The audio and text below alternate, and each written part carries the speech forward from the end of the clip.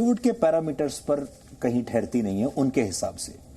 आपको ऐसा लगा कि एक बिजनेस मॉडल के तौर पर हर चीज जो होनी चाहिए थी वो आपकी फिल्म के साथ नहीं हुई, लेकिन जो ऑर्गेनिक पॉपुलैरिटी थी वो आपको मिल रही है। और अब धीरे धीरे धीरे शायद ऐसा हम देखेंगे कि बॉलीवुड का नेक्सस भी टूटेगा और वो झुकेगा।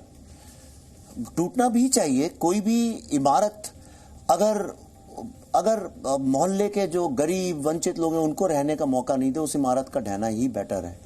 और एक नई इमारत खड़ी करने के लिए पुरानी इमारत का गिरना भी जरूरी है। वो एस्टेब्लिशमेंट बन गया था, वो लोग रूल सेट करने लगे थे। मुझे बॉलीवुड से कोई आपत्ति नहीं है। मैं तो गुरुदत्त का बहुत बड़ा फैन हूं, मैं तो विजय आनंद का इतना बड़ा फैन हूं, उन्हें भगवान मानता हूं अपना, राज कपूर साहब का। आप यकीन नहीं करेंगे, मेरी फिल्म का भी जब प्रीमियर हुआ तो रणधीर कपूर जी बड़े पूजनीय है, क्योंकि वो राज कपूर जी के बेटे हैं जिनने इतनी सर्विस की है। वो इतने बीमार हैं, उनके साथ 3 लोग चलते हैं नर्स के साथ। उनको मैंने जबरदस्ती फिल्म देखने बुलाया, सिर्फ उनको बुलाया फिल्म इंडस्ट्री से, और भी हमारे मित्र लोग थे। पर मैं आपको बताऊं, एक नया भारत का उदय हो रहा है। ये जो कश्मीर है, इसकी जो समस्या जो बताई गई, it was all about Muslims. और यासीन मलिक को एक जमाना था जब हमारे यहां यूथ आइकॉन माना गया। यासीन मलिक से भारत के प्रधानमंत्री दिल्ली में बुलाकर मिलते थे, फोटो खींचती थी और उसको यूथ आइकॉन माना जाता था। ये सिर्फ ये थ्योरी पर कि वहां मुसलमानों पर अत्याचार हो रहा है, भारतीय सेना कर रही है। तो ये आप सोचिए कि 360 डिग्री शिफ्ट है नैरेटिव का।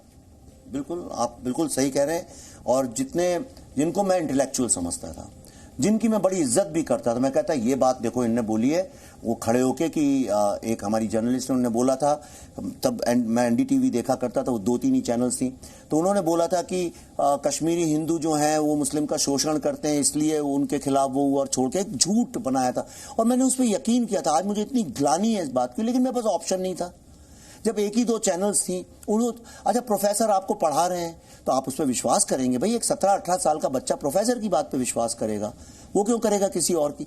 लेकिन आज लोगों को जो ये पिछले 5-6 साल में जो एक एम्पावरमेंट हुआ है, जो भारत के कोने कोने गांव-गांव के यूथ का, वो जा के ढूंढ रहा है सत्य क्या है और इनके मुंह पे तमाचे की तरह फेंक रहा है फैक्ट्स को और कहता तुमने हमसे झूठ बोला।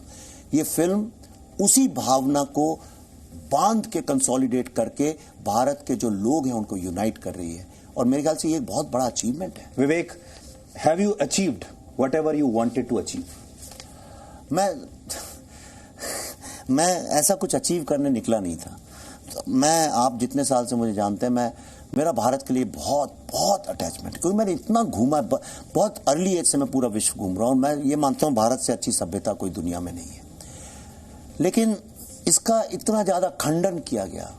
हमने भारत को बांट दिया, इतनी महान सभ्यता को क्वेश्चन कर करके हमने उसको बांट दिया। पर आप भी दूसरा पक्ष रखकर अवार्ड जीत सकते थे, अंतर्राष्ट्रीय अवार्ड जीत सकते थे, लिबरल कहलाए जा सकते थे, आधुनिक कहलाए जा सकते थे। मैंने अभी आपको ये दिखाया, इससे बड़ा अवार्ड क्या। जो महिलाएं, जो बच्चे मेरे से मिल रहे हैं, छोटे छोटे, आपके यहाँ मैं घुसा तो देखिए एग्जेक्टिव्स नहीं मिले मुझे, चौकीदार, ड्राइवर्स, उनने घेर लिया और वो बोल रहे हैं। मुझे इतना अच्छा लगता है कि जब नीचे से लोग एम्पावर होके ऊपर आते हैं। अगर ये फिल्म भारत को जो अभी कर रही है, सबको जोड़ रही है, अगर ये जोड़ने का काम करेगी तो मेरे ख्याल से यही सबसे बड़ा अचीवमेंट होगा। उससे बड़ा आप यकीन नहीं करेंगे, मैं बोलूंगा ये बिल्कुल झूठ लगेगा, खेर साहब है, मैं एक बार आपसे कभी फिगर्स या टर्नओवर कितना बिजनेस हुआ है लोग पूछे, मुझे अभी नहीं पता क्या हुआ है।